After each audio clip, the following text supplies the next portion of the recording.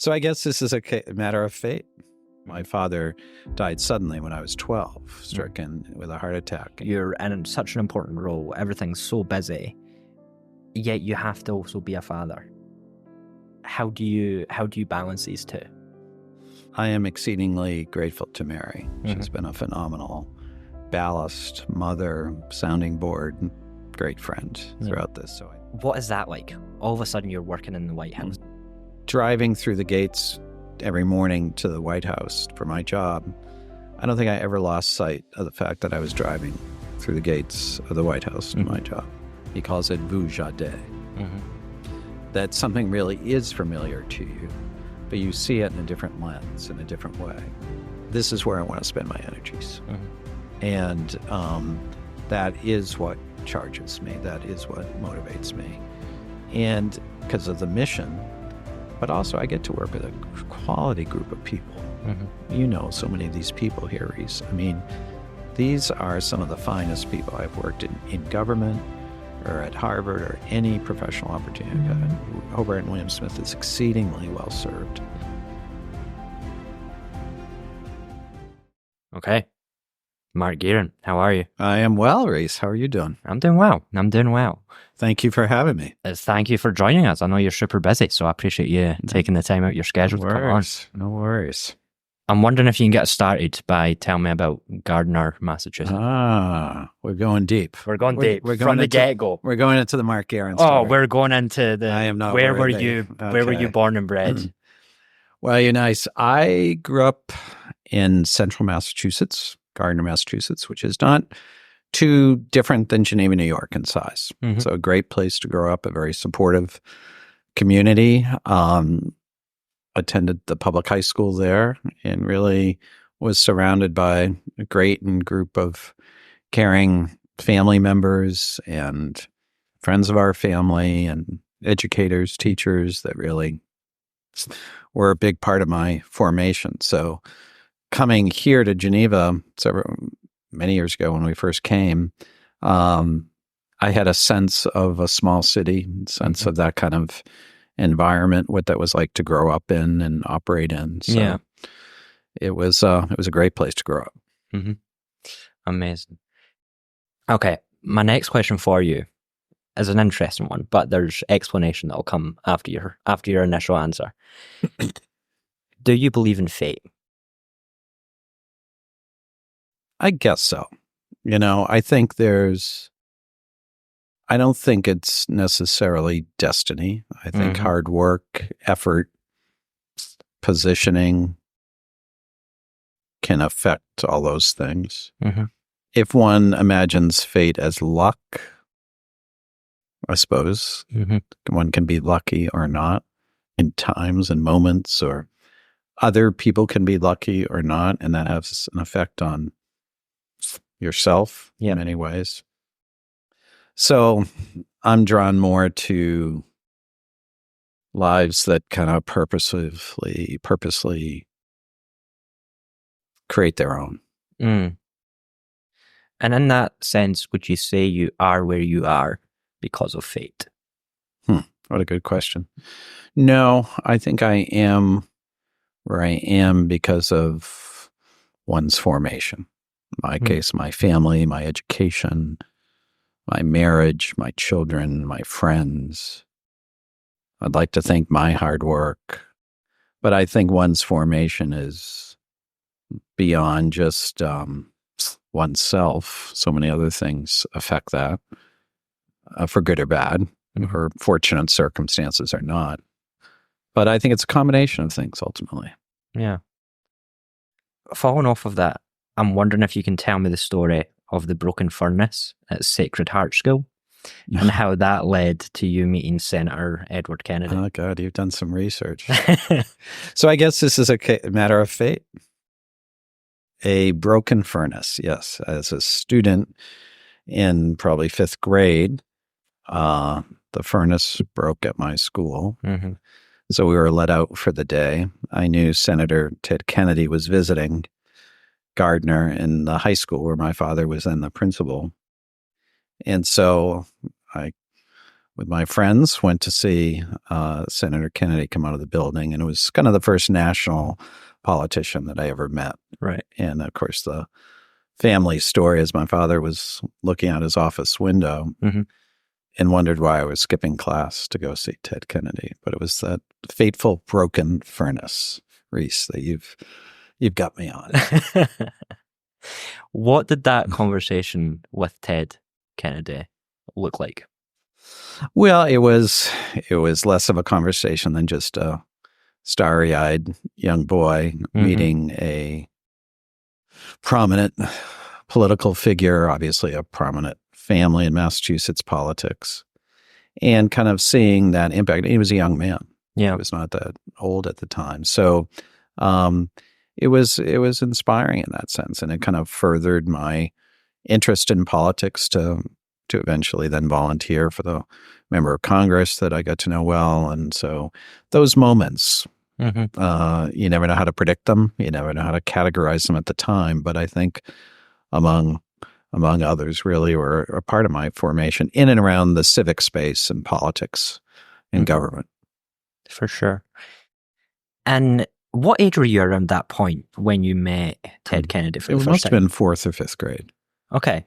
Because and I spoke to your wife, Mary Gearan. Now I know the source. Now I got it. So I got some inside scoop before this interview, which was great.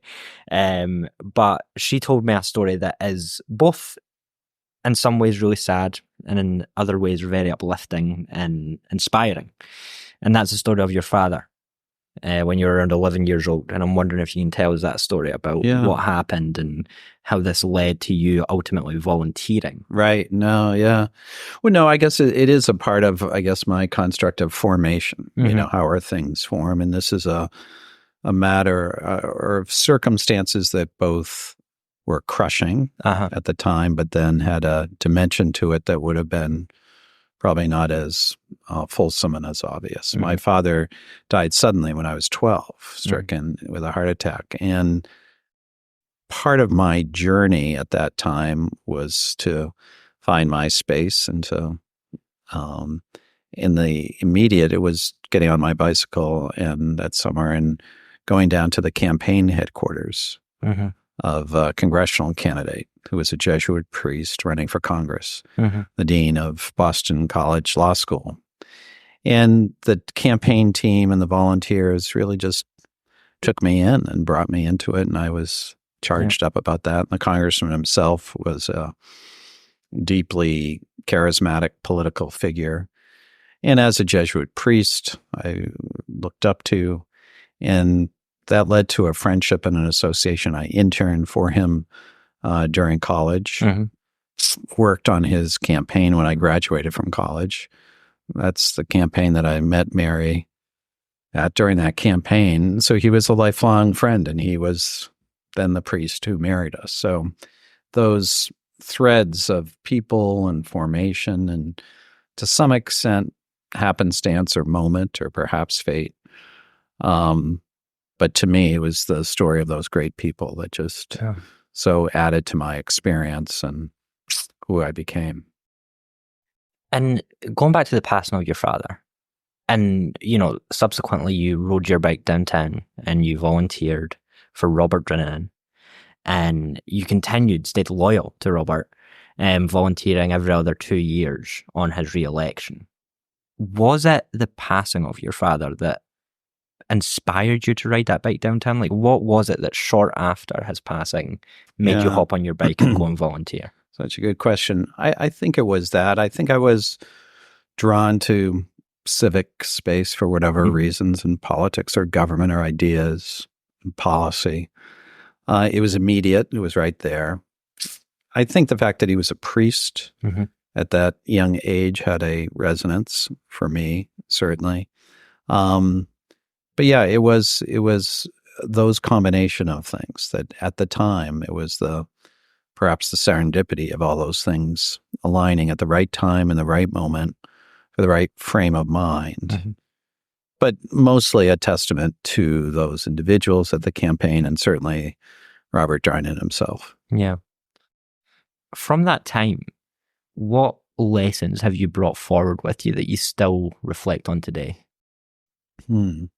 Well, I think one is just the power of the experiential education, volunteering, doing something, interning, the experiences that can be long-term over a summer or longer or short-term, just that power of experiential education that you gain in tandem with, obviously, academic work and careful study. But those moments really were quite expansive to me, listening to people. Secondly, I think for me, a through line too has always been the power of observation, to observe people. I was a young boy and not prepared to do anything but carry his bag or hand out leaflets or whatever the task was. But I always knew the import of observing people and could study that. And you learn a lot. And that has been the case through many circumstances in my life. And one of the messages that I would give to any student going off to an internship or your first job, that power of observation in both ways, those styles and achievements and processes that you would want to emulate when you get into a position, or conversely, those that you would absolutely commit yourself to never being that type of whatever it is, right? So I think we can all observe that. And I think it's both a good reminder, particularly in early days when the assignments are not fully as substantive as one would hope, as internships frequently are. But one can always benefit from that exchange and the power of observation. Definitely. Mark, if you don't mind, I want to read out some of your experiences, some of the highlights of your career and the roles that you played in them. Firstly, at 11 years old, 12 years old, volunteering, as we've mentioned, for Robert Gearan, and continuing to do so every 2 years on his re-election. You went on, became the reporter for the Fitchburg, Massachusetts Sentinel and Enterprise. You went on then to become Chief of Staff to Congressman Berkeley Bedell at just 25 years old, which is extremely young. Director of Massachusetts Federal State Relations for Mike Dukakis, and you worked with Mike Dukakis closely on his presidential election. And during that time, you met a young Bill Clinton. Right. You then ended up White House Deputy Chief of Staff to Bill directly, White House Communications Director, Director of the Peace Corps, Hobart and William Smith President, Director of Harvard's Institute for Politics, and once again, Hobart and William Smith President. Right. That's a packed resume, to say the least. How do you feel reflecting on all of that and really hearing it spoken back to you? Well, it's very generous. I feel grateful. I feel grateful for the people that put me in those roles, that trusted me at, as you observed, at ages that probably they shouldn't have, to give me those responsibilities. I feel grateful for the colleagues I had that helped and expanded me in untold ways, and my family who supported me and Mary along this journey since college. So I firstly would say gratitude. Secondly, I would say I feel that, I've always prized the mission statement of Hobart and William Smith to lead a life of consequence. And I think the genius is that everyone gets to decide what is their life of consequence or meaning or purpose. Right. And for me, it involved ideas and politics and policy and communications and the intersection of those things. But to be involved in the civic space was interesting. I'm grateful I grew up in Massachusetts in a space where my governor would go on to run for president, who would allow me to meet a future president. That I guess is fate, as we started out with, or luck or whatever, and that indeed Bill Clinton won that election in 1992. It would have been a very different pathway that you would have just read out. So some parts of one's career are within your control. and certainly in politics and government because of who gets elected or not. That charts a fair amount of one's professional career as well. So, yeah, I think they're all, in many ways, kind of different dimensions that one is built on the other in important ways to prepare me for the next step. Yeah. I mean, coming back is a tremendous honor at Hobart and William Smith. I joke that I'm the Grover Cleveland of college presidents because I've served twice here. But it is each part of those experiences has informed my next step. And in returning back after 5 years of being away, I read Adam Grant's book where he talks about the feeling of deja vu. Everyone knows what that is, that something's familiar when it's not. He posits that the reverse is also the case. He calls it vu jadé, that something really is familiar to you, but you see it in a different lens, in a different way. So returning back here to a place I knew very well, having served here for 18 years, but away for 5, there's a lot of vu jadé, right? The things are very familiar, yet so much has changed in our country and our world. And so having all these experiences now at this point, even at a job and a house and an office that I lived and worked in for 18 years, does feel different. It's a different moment in our country, different moment in higher education, different moment for this institution. So I'm grateful to circle back for all those prior experiences. Yeah. I want to go back to them briefly and talk about at the young age of 25, you acquired this role and this title of Chief of Staff. How did that happen in the first place? And secondly, how did you feel as a 25-year-old with all this responsibility? Yeah. Well, I think the good thing about government generally is people are afforded positions of responsibility at young ages. You know, when you look at Capitol Hill, when you look at administrations, there's a agility of people to move through a system. And so it was not without precedent by any way, but I one of the benefits of that role is growing up in the Northeast for me was to learn about another part of the country, about agriculture or about the Midwest generally, and to initially as his press secretary and working on his campaign and then being the chief of staff. But it was, again, a congressman who had been a successful business person coming to Congress, but ultimately taking a chance on me. And I think I'm deeply grateful for that.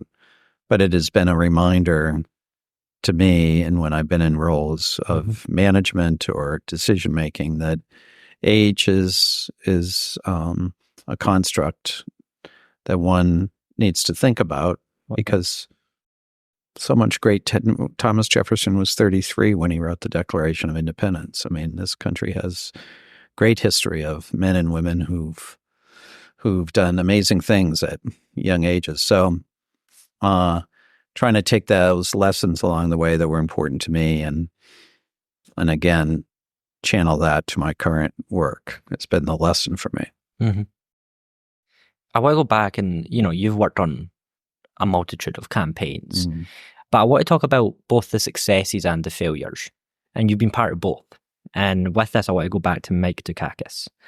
So back in 1988, when he was running for president, there was an image that was released of Mike Dukakis wearing a helmet in a tank. Right. And this was significantly criticized by the American people, and in many ways really tarnished his image and hurt him in that campaign. I'm curious about, as a member who was working on that campaign, how do you deal with that? How do you deal with this setback and that failure? Right. And then at the same time, working with Mike Dukakis was a massive turning point in your life because it did lead to you meeting Bill Clinton in the first place. Right. So I'm curious about that duality of failure and success. It's so, but it's one of the great things about campaign is the people you work with. You're in the foxhole with people, and there's the camaraderie, and at least good campaigns, even if they're losing campaigns. And I've had both, as you said, in terms of a staffer. And Mike Dukakis led an honorable campaign. As staff, we may not have served him as well as we should have. And eventually he went down to defeat and only winning 10 states. But the people I worked with and the integrity of the candidate, in this case, Governor Dukakis, I will always be proud of that campaign. We did not attain the electoral math we needed. It was a rough and tumble campaign, and some responses that could have been more aggressive were lessons learned, and certainly ones that Bill Clinton took very much to heart when he ran 4 years later. Again, this scaffolding of building upon experiences, in the case of presidential politics, learning from past defeats. But to be a part of the camaraderie of a campaign is quite exhilarating. So even on the darkest days of that campaign, and we had them, from the case you cite in the tank to debates to moments where he was not served well by those of us on his team. I think we all learned from that. Many of us then went into the Clinton campaign, or at least the next administration, imbued and emboldened and informed by those failures. But while he was cartooned, as you said, and lampooned for that, I have the utmost admiration for Michael Dukakis and will never regret any minute of time spent on trying to be a part of his team to elect him president, or the honor to serve him as governor. Yeah. So, yeah, it's more fun to win than to lose. That's for sure. But like any defeat, and this was electoral defeat, lessons learned are also key parts of the building blocks moving forward. And I think as a party, the Democrats learned that in substantive ways. You mentioned earlier that you kind of had this ability and desire to observe people, and it's something you're really good at, and it's something that really aided you in your career. I'm curious about going back to this Mike Dukakis experience or other experiences during that election in 1988 where there were other failures or hiccups. What did you observe of Mike directly? How did he overcome them? How did he internalize and deal with them? And what did that teach you? Well, what I observed is he was a man of sterling character and integrity. I observed his calm and purposeful pursuit of the presidency in a way that he felt comfortable with, that was acceptable to him. It might not have been the best politics, right? To have the kind of approaches. He was a sitting governor, and he maintained that fidelity to the state, to the Commonwealth of Massachusetts, in ways that probably did not help his political campaign. But there's a lot there to be admired, right, of how he approached that. At the end of the day, the campaign is so dependent on the candidate himself and his or her ability to look at the mirror and be comfortable with that. But he ran a campaign that was true to his character and integrity, which I have enormous respect for. I think he would be the first to say, if he were sitting here, and he has visited this campus, about the faults that he places on himself politically. He's pretty candid about that as well. So again, that speaks to me, to his character, that he's not pushing it off onto anyone but himself. I think we owed him more as a staff than was delivered as well. But it is that retrospective look, and I think being true to oneself is a big takeaway to me of the campaign. Definitely. I'm curious about Bill Clinton. Of course, we had to mention him. How did this meeting occur? How did the work with Mike Dukakis lead to the meeting with Bill Clinton, and how did that end up becoming a relationship in which you would be a major part of Bill's administration? Yeah, he was a close associate of Governor Dukakis as a fellow Democratic governor, and was helpful on the campaign. I first met him, I believe, during the debate preparation when we were preparing Governor Dukakis for a debate. He was part of it. It's very common for debate preparation to bring in other political folks who would be good at coaching and counseling, and then he was a very active surrogate on the campaign. And then after that, I was named to direct the Democratic Governors Association, an organization that Governor Clinton was very involved with. And so that deepened our relationship as he worked on those issues within the Governors Association. So it was a great serendipitous meeting that proved very consequential to my career. Yeah, definitely. And I mean, that relationship with Bill, it really went on. Bill is elected president. You serve as deputy chief of staff, and later as director of communications. What is that like? All of a sudden, you're working in the White House for the president. Gosh. Yeah, well, it goes back to that 10 or 11-year-old meeting Senator Kennedy, right? The chance to be part of such a consequential moment in history, and to, driving through the gates every morning to the White House for my job. I don't think I ever lost sight of the fact that I was driving through the gates of the White House to my job.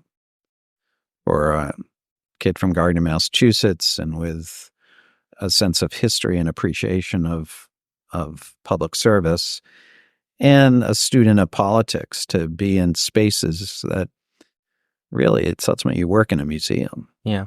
And I could be in a setting and have a mental image come to my mind of an old black and white photo of Lyndon Johnson sitting against the same window, or whatever it is, right? So the history is ever present. And then of course, it's the requirements of the job. So it was a great experience. And during the campaign, I was the campaign manager for Al Gore. So that allowed me to get to know then Senator Gore and his team. So that by the time we all got into the White House, it's a group of colleagues and friends. New people came on board from the campaign, obviously, and it got broadened. But that initial core of the campaign from the early days was great friendship circles to this day. Yeah. You mentioned there that you never lost sight of the fact that you were driving through the gates of the White House to work. Right. This kid from Gardner, Massachusetts. Yeah. I want to talk about that a little bit in terms of ego. Confidence is an important thing. And I know you and I have spoke about this personally in conversations. How do you maintain that confidence when you're in such an important job, but stop it from developing into a bad ego? Right. Well, I think it would be described as imposter syndrome for many, right? Which I don't think is a bad thing necessarily, to the extent that it's not debilitating or whatever. But in the sense of reminding you of the privilege, reminding you oneself of the enormity of the stakes for the president and the vice president. So I think in some ways that can be a healthy thing. Secondly, you're surrounded by colleagues that are going through the same thing, right? And in the case of the Clinton administration in 1993, Democrats had not been in the executive branch for many years. So this was new for many of us. Many of us had worked on Capitol Hill or whatever, but this level of government, this branch of government, was all new. So there was a shared sense of that, like any new experience for us going into the White House from the campaign. So, there is a right mix of confidence that one needs, but without the ego to distract colleagues or others. But I think there's also nothing wrong with reminding yourself of the privilege of a role like that, or many other roles. In my case, it was in government, but reminding yourself of that is both incentivizing further hard work and honoring the trust and those that helped your formation. That's not a bad thing, as long as it's not distracting and debilitating to your ability to do it. Yeah. And of course, assuming those who just would let one's ego run amok. Definitely. I want to talk again about that role as director of communications, right? When you're in Clinton's administration. presidents, they are criticized, they're watched, right? They're in the public eye. And I think every president is criticized to an extent, no matter what they do. And that is the case for Bill, just like any other. I'm curious about in moments of crisis or moments where the president is being criticized publicly, or in moments where you need to communicate that and work with stakeholders. How do you deal with that as the director of communications in the White House?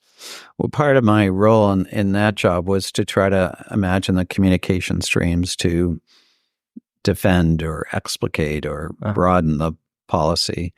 It starts at the front end when it's preparing for assault weapons ban or healthcare or any of the initiatives, the economic plan that President Clinton first had, and going into putting together the communication strategies to explain and expand upon the legislative approach, the executive approach, whatever it would be. And that's a wonderfully creative pursuit. How do we communicate an idea? And that's where communications is so interesting, because it is the intersection of policy and politics and communications. It can be a lot of good ideas, but if they can't move forward politically, they just lay where they are. So how do you knit together good policy, good communications, good politics in all its sense for the achievement that the president and the vice president are looking for? So that creative part of it was a privilege, certainly.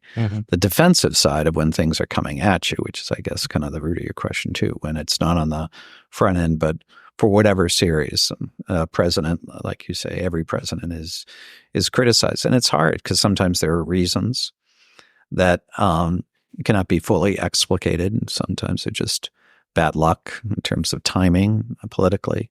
Sometimes there are genuine screw-ups of the administration that one has to own and take account for. But in a highly charged political atmosphere, this is, and at a time when it was evolving in terms of the broadened streams of cable was becoming anything but nothing like what President Biden or current office holders are facing in terms of social media, of course. That was preceding that. In fact, my office in the White House was always an interesting reminder to me because it was historically the press secretary's office. In the corner of the office was a wet bar. And the tradition in the history was that at the end of the news cycle, the president's staff would invite in the press corps for a drink. And it was an anachronism when I was there because, of course, when is the end of the news cycle? But in Roosevelt's White House or Wilson's or others, newspapers, the press day ended. It was a close, a curtain, and then the print would go on. But increasingly with 24/7 cable, with news organizations moving, there was no end of the press cycle, right? So that wet bar was always sort of this bit of antiquity to my office of another time, another communication stream. And obviously since then, it's only been an accelerant in significant ways. I did watch an interview of you back when you were working in Clinton's administration in your office. And you were talking about the location of your office, just down the hall from the Oval Office, close to the press office. So people would regularly stop in, they'd have questions, they'd interview you, they'd be asking for things relating to press. With that, my question is, can you walk me through a day of your life in the White House during that time? From waking up in the morning, driving through those gates of the White House till leaving at night. Right. It was an early morning because I'd have to be in my office. We had our first meeting, I think, with the chief of staff at 7:30. And by then, one would have to gather all the news and read and digested. So my day started very early to get into the White House by 6 or 5:30 or something to be prepared for the day and to the chief of staff and the president for news and what was happening. And then very much working with colleagues in legislative departments and scheduling in advance for presidential travel and trips. And part of communications was speech writing, the presidential speech writing team. So anticipating and planning for remarks and speeches of the president. So it was a mixture of experiences with colleagues. I did much of the travel, with all the international travel with the president. And so it was, again, just a rare glimpse of the world and through that lens. But the preparation for particularly international travel was significant. And then those guests to the White House, legislative leaders or visiting heads of state or constituency-based groups coming into the White House would also be a part of the communication of that. So it was a long and fulsome day. I also want to talk a little bit about your personal life here. You become a father, you and Mary. You now have 2 daughters, Kathleen and Madeline. Your career is on this crazy trajectory. You're in such an important role. Everything's so busy, yet you have to also be a father. How do you balance these two? Well, yeah, it's I am exceedingly grateful to Mary. She's been a phenomenal ballast, mother, sounding board, great friend throughout this. So I think people frequently say that it sometimes sounds hackneyed, but it's very much the case here in these roles, particularly because when we were on the campaign, when I was Vice President Gore's campaign manager, our daughter Madeline was just a few months old. So she actually moved to Massachusetts with family because I was traveling so much. So many of those burdens fell to her, right? And as I undertook my roles. So I think that's part of it. On the appreciative side, as well, it provided great balance and perspective because it was literally the future when it's your own children, thinking about that and a grounding of other issues and a very welcomed distraction and fun distraction that child rearing can be. So, and then in coming here to Hobart and William Smith, it was sort of their life. This is their hometown. And so the attachment to this place and to the people here is just a very organic part of our family life now. So, it is opportunities that really I would like to think has informed their formation.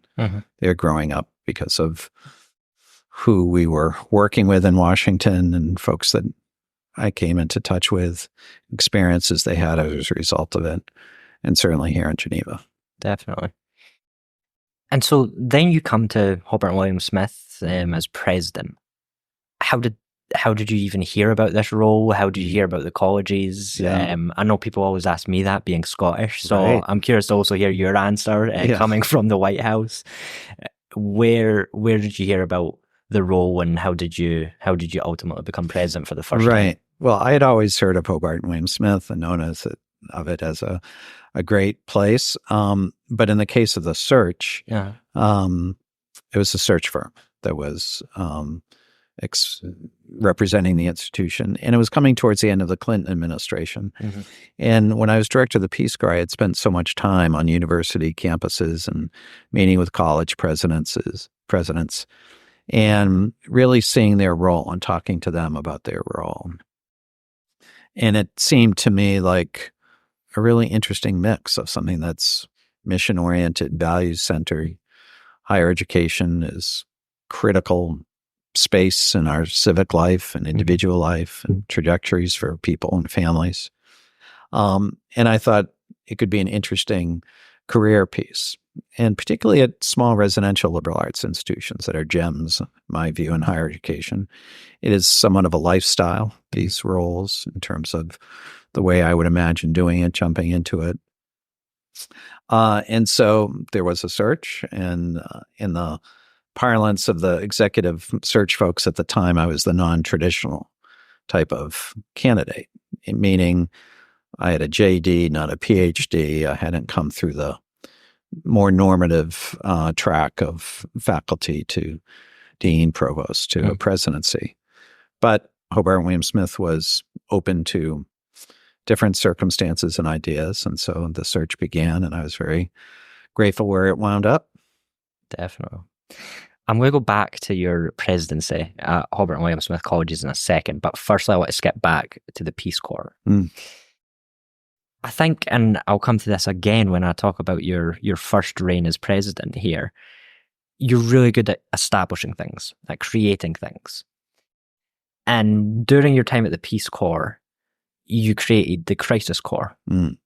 And this was a program in which volunteers would be placed in areas of crisis for 6 months or less to support in emergencies. What is it that inspired that move? Yeah, no, it is. I think through a lot of listening. One of the roles of Peace Corps directors to meet with so many return volunteers, those women and men who've been Peace Corps volunteers. And so many conversations I had with them were saying they would love to go back, they would love to serve again, but finding another 2 years, because that's the length of service for Peace Corps, was not possible. Yet, here is a cohort of Americans who have cross-cultural skills, language skills, demonstrated interest and commitment to service and peace building, and pretty underutilized in how do we marry that with the crisis we see in the world, where we need a cohort of experienced folks with language skills and cross-cultural understanding. So hence, that's how it was born, for a shorter term assignment. And it has been successful as Peace Corps response now, and it really has brought the very best of Americans who have this still yearning and interest in serving, but can't organize lives, understandably, because of life gets more complicated and encumbrances. But a short-term assignment could really provide that. So I was excited the Peace Corps undertook it so rigorously, and it's really made interesting inroads to areas that need exactly the kind of skills that return volunteers bring. Yeah. I read an article where you were being interviewed about the Crisis Corps, and you'd actually said in that interview that you were in some ways disappointed that you hadn't done it earlier. Yeah. I think that's very interesting, and I'd love to hear a little bit more about why. Like, why were you... Yeah. Like, disappointment's such a strong word, I feel. I disappointed because I should have done it sooner. Yeah. That's probably what I was trying to say in my time as director. Because I was thinking about on the front end, I came to the Peace Corps with a wonderment, why does it have to be so long for everyone? I then came to understand fully that for a volunteer to be successful, the type of sustainable development that's a hallmark of the Peace Corps, to be there for that amount of time is necessary to become integrated and a part of the community. But then I kept hearing these return volunteers, and I should have trusted my gut a little bit more than I did to do it sooner. And, but bureaucratically, it was different. This was an organization where I was an outsider too. And so I think I probably delayed a bit longer than I could have. So that was my disappointment, because sometimes you can listen and be respectful, as one should be always. But then sometimes to trust one's gut, because that position affords you information because of the title and the role and the history of who you access, kind of a unique experience to draw upon. And I think that's the case in any leadership role. There's a reason why I was appointed and confirmed, and there's a reason why people are sharing information. And so I think leadership is wise when it blends that listening, observing, but also then trusting one's instincts a bit more than I should have. Definitely. And I know that when you were when you stepped into the role into your role at the Peace Corps, and Bill Clinton elected you for it, I know there was a little bit of criticism about that, due to your unorthodox background, right, compared to former directors of the Peace Corps. I'm curious about, firstly, how did you deal with that criticism in the moment? And secondly, how did your previous experiences prepare you, and what skills did you develop that were translatable as you stepped into the shoes of director of the Peace Corps? Right. It was controversial in the sense, too, that it was a campaign promise of President Clinton. to name a director who had been a returned Peace Corps volunteer, because there never had been one. Yeah. And Carol Bellamy, my predecessor, was the first. Mm-hmm. So then I would have been the next Clinton Peace Corps director, and obviously not fulfilling that campaign pledge. I think what it took, it was thoroughly anticipated, and I understand. You know, the Secretary of Veterans Affairs is always a veteran. It's understandable that that would be. So I think it took that listening, that respectful listening, and kind of going headlong, straightforward into it, and trying to make the case of what is hopefully the skills that I could bring. I could not change that fact of my background. One quickly can get other changes of voices, perspectives, but that experience was never to be in my case. So I am grateful for the leadership of the Returned Peace Corps Association, folks that really took the time then to work with me. I'm also very grateful to Sergeant Shriver, the first director of the Peace Corps, who was very active at that time with the Peace Corps and as sort of the legendary founder and intellectual force behind its creation. He was always very supportive of my nomination, and I think his paving that pathway and acknowledging hopefully the skills that I would bring, but in that moment for the Peace Corps. So it was a good experience to go right on into it and to have to prove one's mettle. Definitely. Mark, when I was speaking to Mary prior to this conversation, and I was asking her a little bit more about you, she was telling me that some things you love, of course, as we all know here, piano, things that you love to take your mind off work, humor, and making lifelong friends. And she says that throughout your career, that's something you prioritized, is that you have built such close friendships that have become lifelong throughout all of your experiences. I'm curious about, thinking back to your time in government and policy at the Peace Corps. What are those relationships like now? Yeah, I think through time, they get more and more important. And I think that one of the many benefits of longtime friendships, in the case of college friends, for instance, that you will leave here with as well, Reese, that through the years, you don't have to explain as much because they know how the various parts of one's life connect, right? So in the past week, I've talked to 3 of my college roommates and checked in on different aspects of life they've called or I've called or texted. And there's that shared history over many, many years. And that's a powerful thing. I love making new friends as well. But that history, that sense of history just informs. They can quickly understand how decisions or moments or whatever it be, joys or heartaches, resonate and feel. And so I am grateful for those friends back to growing up in Gardner, to college, and then those friends in government. Some of them have been professionally helpful to me. I just came here from touring the Stephanopoulos collection.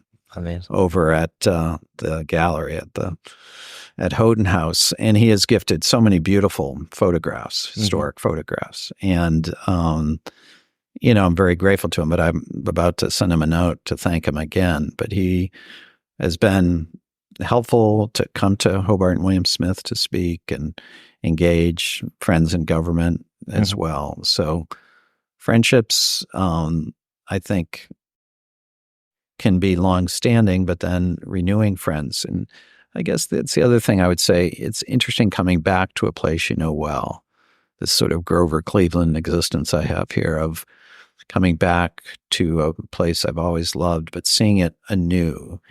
And you also are reminded of the importance of taking advantage of things. That's not often that you get a chance to say, I didn't look at the sunrise enough when I was in Geneva, or I didn't go to Toronto that much, or I didn't go, right?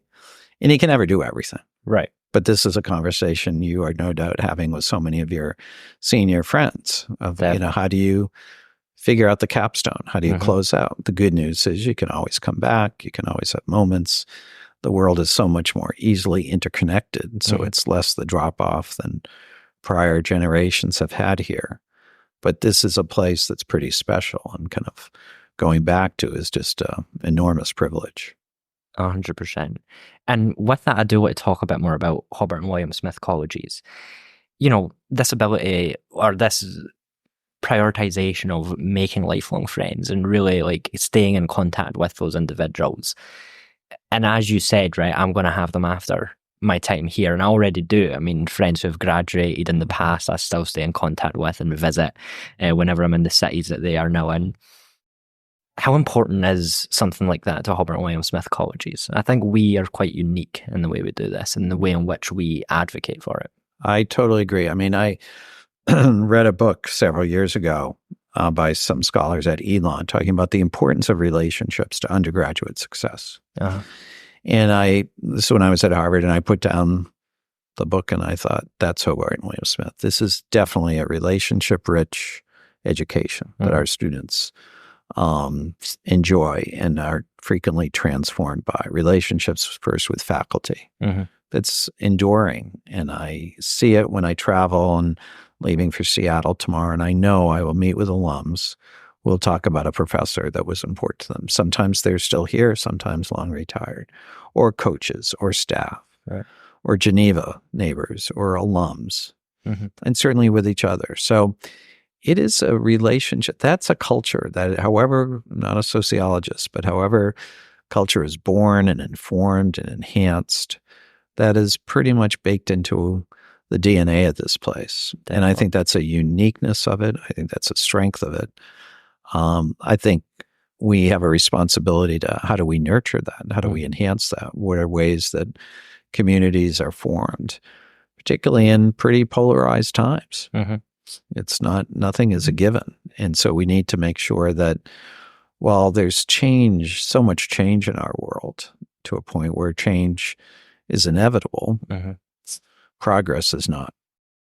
And we need to make sure that as we evolve and change and contemporize the institution, that it's progress. It's going purposely forward. That's what I think a lot about it, because we just celebrated our bicentennial. We're moving into our third century. That's a milestone that only 50 other colleges and universities have reached. So it's a hallowed place in American higher education. So how can we be intentional about that? How can we be affirmative in assuring that relationship-rich environment here in Geneva, around the world with global education, emphasis on service, emphasis on academic excellence, how do we nurture that and maintain it and really accelerate it? Yeah. So once again, you're back as Hobart and William Smith College's president. And during your last presidency, I want to highlight a couple of things that happened. So you doubled the college's endowment, introduced 168 new endowed scholarships, and completed 80 major capital campaigns.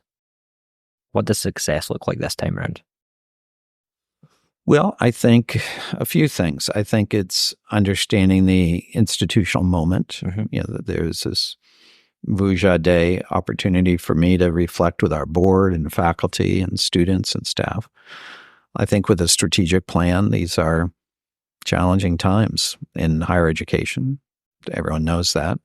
But how do we make sure that we're moving forward purposely for this progress that I spoke of? Definitely. Obviously, a strategic plan will be an important part of that, in and around academic excellence, the student experience, important work in admissions and financial aid. Important for the capital campaign. In my role, that's a key part of it, building the kind of resources that will continue to recruit, and attract great students and faculty and staff to this place, so that we have the resources of facilities and academic space and residential life space that's contemporary and programmatic ideas that are bringing in interesting people to campus. So I think the capital campaign will be a big part of this period. And then I think it's just capturing the energy that exists here. One of the great things about coming back is for all the changes in the world and our times, and certainly in the nation, of at this historic time, the bones, the strength of Hobart and William Smith is pretty significant to me. So that gets back to culture. That gets back to this relationship-rich environment. And finally, all of it is, to me, everything goes back to a mission statement, whether that's a business or a not-for-profit or a club or organization or a community. And our mission statement is pretty clear. It's preparing lives of consequence, of meaning, of purpose. And that directs certainly the work of our board and faculty and staff. I think it animates a lot of the discussions we're having here. It will certainly guide the strategic plan that we have. And I think it will bring forth the kind of philanthropy to fuel this place for the third century. Definitely. I want to touch on purpose. You just mentioned it there. You know, the thing that gets you up in the morning, the thing that gets you going and gets you out of bed to work.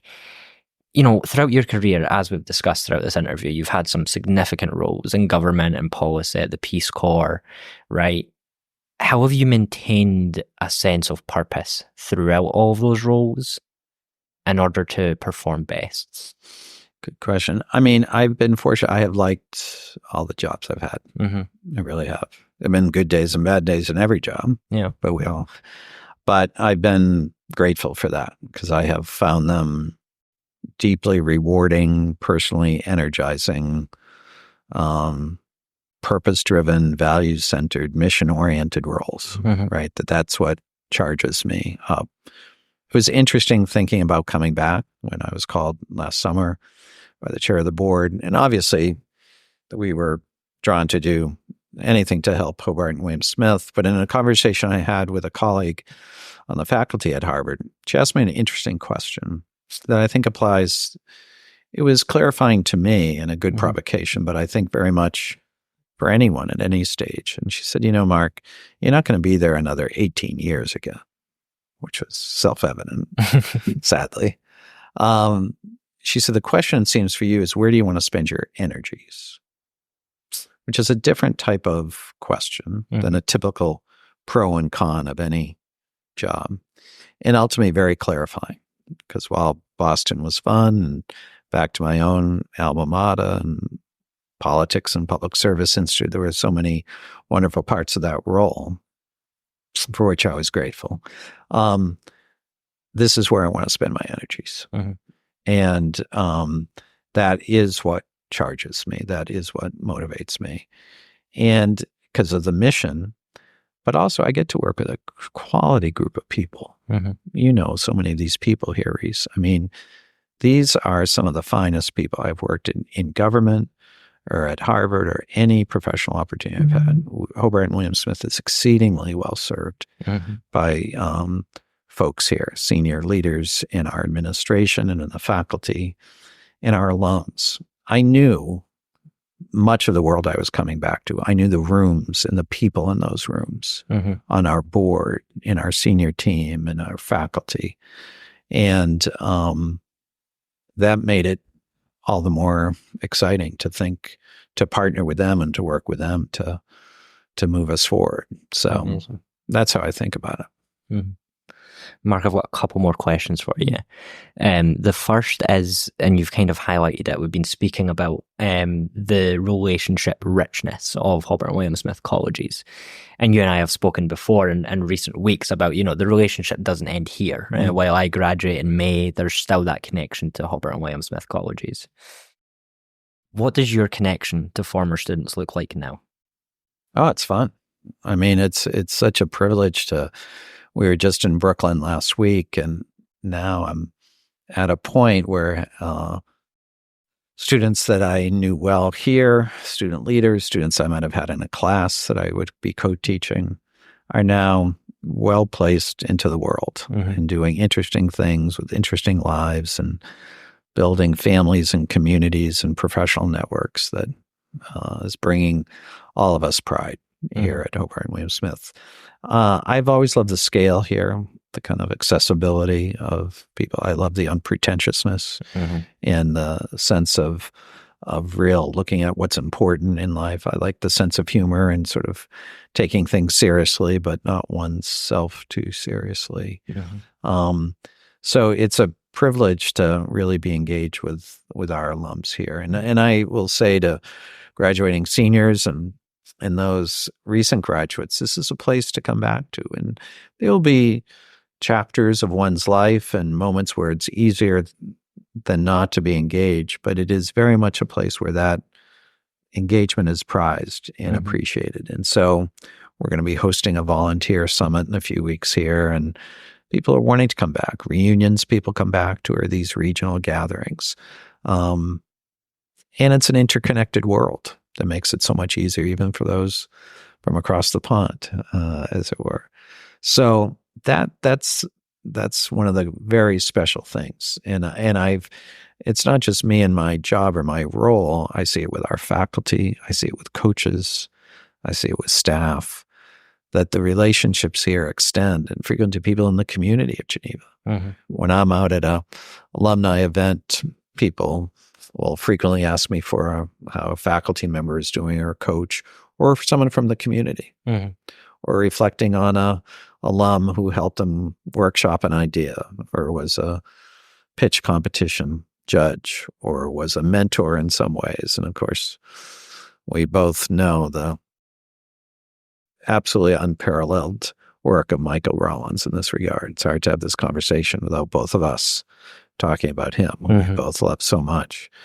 So there are people like that that are part of our lives here, and that just doesn't happen. It says to me, this is truly a special place.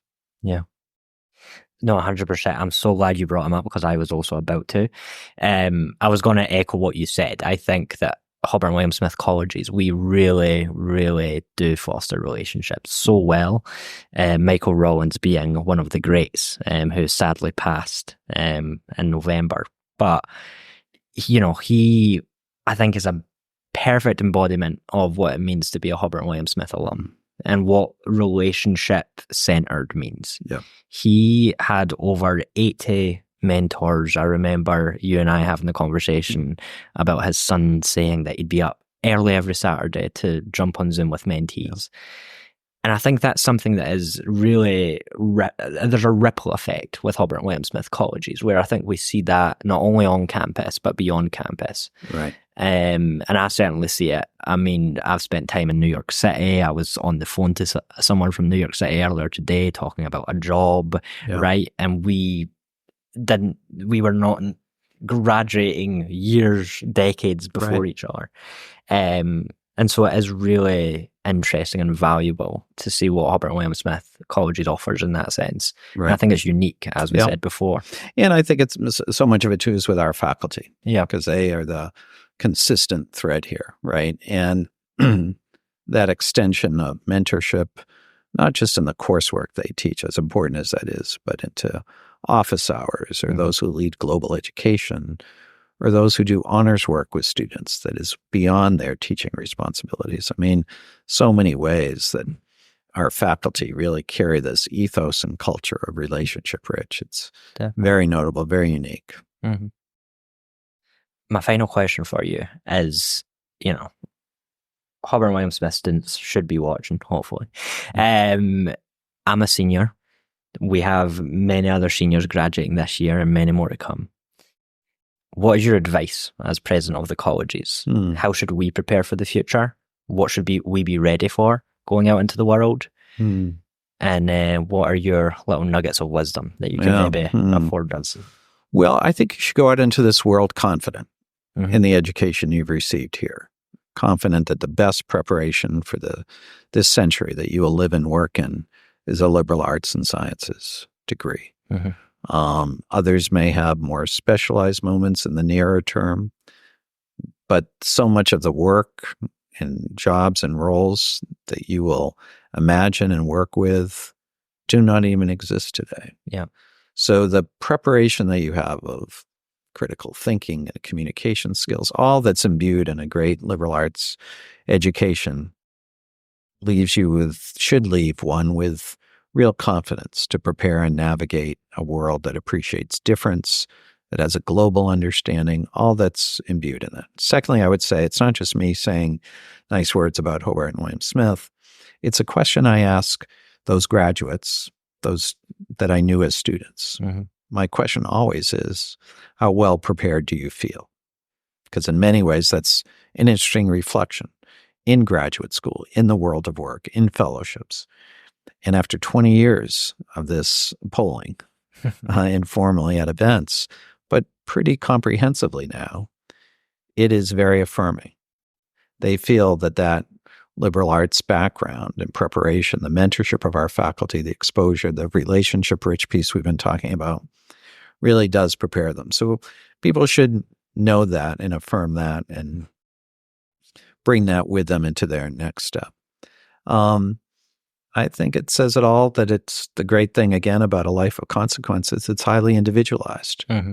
Hopefully, during the 4 years you've been here, you've been allowed to interrogate yourself, to think through what that means in the classroom, outside the classroom, on a team, studying abroad, whatever it is. What is important to you? And that highly individualized conclusion will be the pathway forward. I think the nuggets, I don't know, their wisdom, but I would hope that people would stay involved with Hobart and William Smith as well.